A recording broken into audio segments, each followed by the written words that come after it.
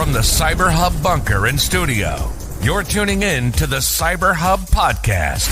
And now for your host and CISO, James Azar.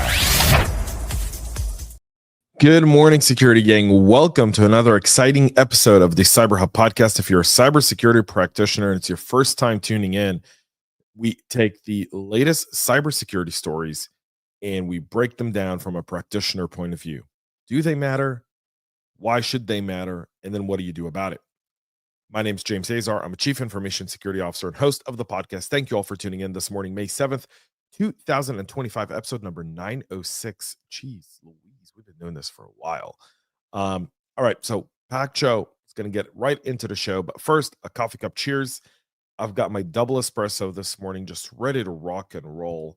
Again, I love these mugs. So these are handmade in California, all US made mugs. I don't know if you can see this or not. They're absolutely gorgeous. I got them at a store here in Alpharetta, Georgia. Absolutely amazing. Coffee cup cheers, y'all.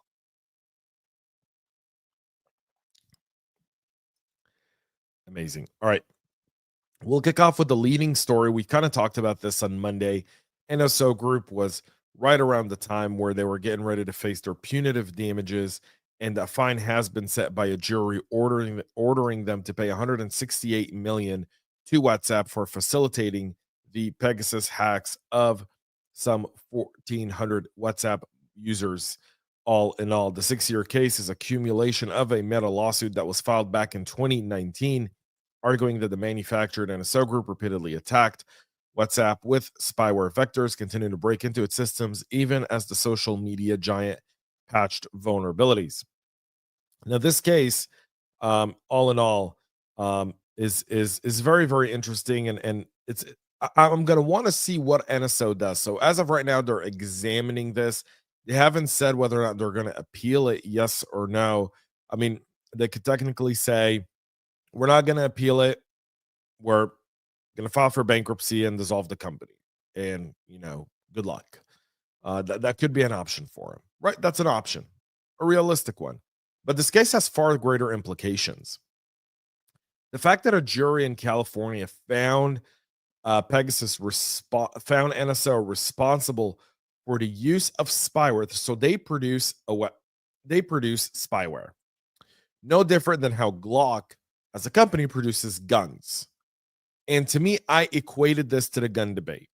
Specifically meaning you're going after the gun manufacturer rather than the person who used the gun. So the person who used the gun were governments.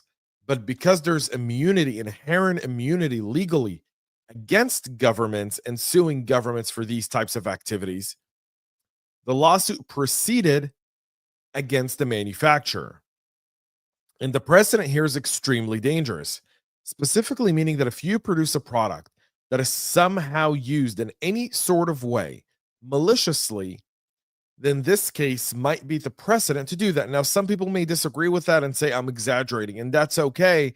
I completely understand that, but that's my interpretation, and I'm not trying to say that's right or wrong. I'm just simply stating the dangers and precedent with this specific case. And if you're another spyware company, that does a whole other things. Now, some of you may argue, why do we need spyware?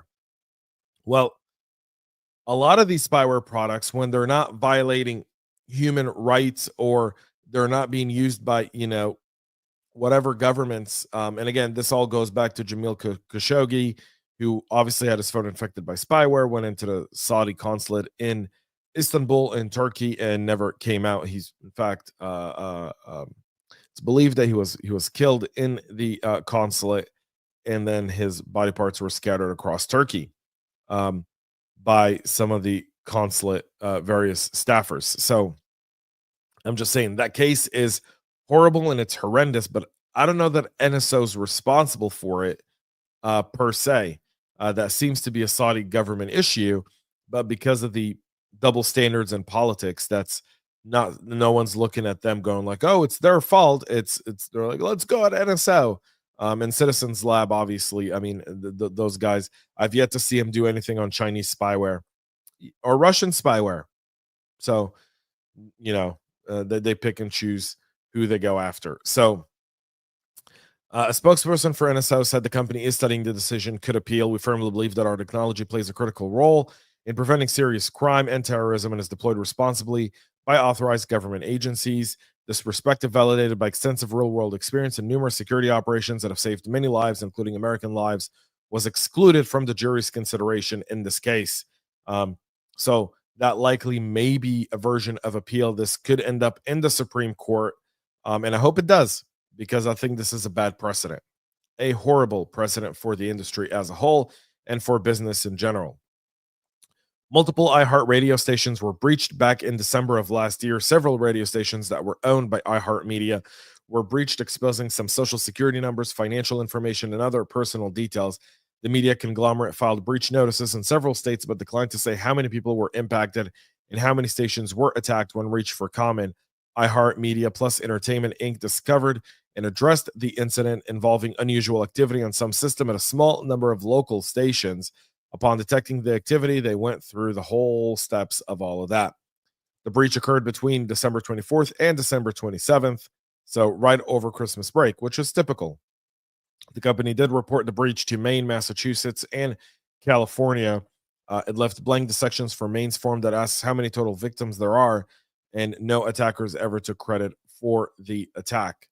Lawmakers grilled Homeland Security Secretary Kristi Noem yesterday with bipartisan kind of outrage. I don't want to say outrage, but a lot of questions over a $491 million from CISA. Noem appeared before the House Appropriation Homeland Security Subcommittee to discuss DHS funding across its multiple agencies, but both wanted more information, both Republicans and Democrats, explaining how the Trump administration's fiscal plans for CISA and what that means. Noem repeated much of what she said at RSA, defending the proposed cuts to CISA as a refocusing of the agency's efforts towards core cybersecurity programs and away from fighting the prolific disinformation and misinformation campaigns. Representative Lauren Underwood from Illinois, the ranking member on the subcommittee, said any cuts to CISA's programs detract from the nation's cyber defenses. And this is where Congress doesn't understand the role of CISA. CISA is not defending the nation. It's really empowering and tracking what's going on in the country. It doesn't have cyber capabilities to stop attacks. The fact is that it was politicized by both of its former directors, by Chris Krebs and Jen Easterly. The latter did an unbelievable job of building private-public relationships. CISA is nights and days different under Jen's leadership. It absolutely was. Yet, you can be fair and also say that the politicization of getting drug into the misinformation, disinformation, trying to silence American voices was not the role that CISA was created for. And so that's really hindered its view across the Trump administration, who saw censorship as being a threat to everyday Americans. So the proposed $491 million in a reduction in spending would apply to fiscal 2026. For the current fiscal year, Noem recently cut around $10 million designated for the multi-state ISAC and the election ISAC, two organizations that provide technical assistance and guidance to states on a variety of cyber threats. DHS also canceled grants Congress allocated for states, universities, and nonprofits, some of which involve cyber protections. Underwood said that those cuts were unacceptable and unconstitutional. Democrats, for their end, are kind of saying, like, asking for information, trying to get this whole thing figured out. So the reason CISA doesn't have a director yet is because the Democrats holding up the nomination in Senate. Very simple. There's a very capable director sitting on the sideline waiting to be confirmed. Confirm that person, allow them to get into their role, and then look at CISA as a whole. Yep, that still is not the case. Again, and this is bipartisan. A lot of people are asking questions, and they should.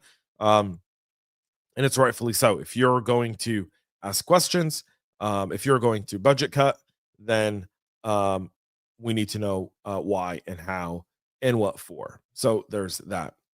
CISA, the FBI, EPA, and DOE issued an alert warning organizations of cyber attacks targeting the country's oil and natural gas sector. The observed attacks, the government agencies say, leverage basic intrusion techniques, but the lack of poor cyber hygiene within critical infrastructures could lead to disruptions and even some physical damage. Give you an idea, physical damage of a power plant or oil and gas facility has months and months and months and months of impact. Months of impact. Good morning to Edison Jeremias. He's joining us from beautiful Angola. Hey, thanks for being here, buddy. The unsophisticated threat actors CISA is referring to are likely hacktivist groups or hackers claiming to be hacktivists. In recent years, we've seen a lot of these attacks on SCADA and ICS systems, primarily coming from Iran. The attackers' claims are in many cases exaggerated. To defend against these threats, organizations should ensure that OT systems are not directly accessible from the internet, and remote access to them is properly secured with VPNs, strong passwords, and phishing-resistant MFA.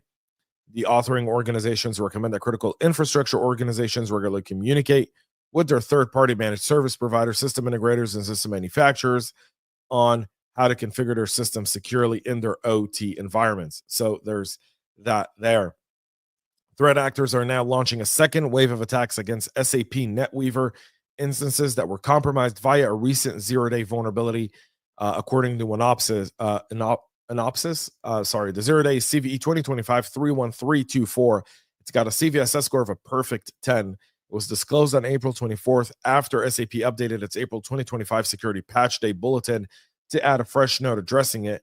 Then the wild exploitation of the bug was observed by ReliaQuest on systems that had the latest patches installed and was associated with initial access brokers. According to Manient, the flaw has been exploited since at least mid-March. SAP, which describes the security defect as missing authorization check in Netweaver's Visual Composer development server, confirmed that it was exploited to upload malicious files to specific path on vulnerable servers. So on Monday, Winopsys is warning that a second wave of attacks staged by follow-on opportunistic threat actors who are leveraging previously established web shells on vulnerable systems. In collaboration with Mandiant, Winopsys on Friday released an open source scanner to help organizations hunt for indicators of compromise associated with CVE 2025-31324. So you want to make sure to use that scanner ASAP. Security researchers uncovering a severe vulnerability that's affecting the Microsoft Telnet client, which would allow remote attackers to harvest user credentials without even interacting with the victim. The zero-click Telnet vulnerability exploits the MSTNP authentication mechanism built into Telnet, a legacy protocol still presents on many Windows systems. So that vulnerability exists there. Windows Microsoft utilizes zone-based security settings to determine how authentication prompts are handled when connecting to our remote servers. And while the servers in the internet zone will prompt a user of a clear message service, this becomes a major security concern when organization configure zone settings use generic IP addresses like 192.168.1.1 rather than specifying the HTTP and the 192.168.1.1. And so you're allowing for protocol. So something to keep in mind there. To mitigate this zero-click Telnet vulnerability, Microsoft should disable the Telnet client unless necessary.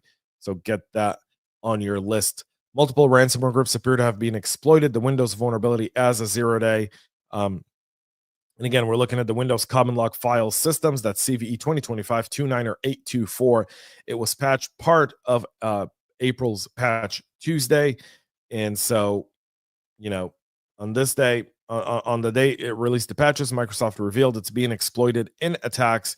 We're now seeing more. They're attributing this to Storm 2460, which exploited the vulnerability to deploy a piece of malware named Pipe Magic, typically used to deploy ransomware.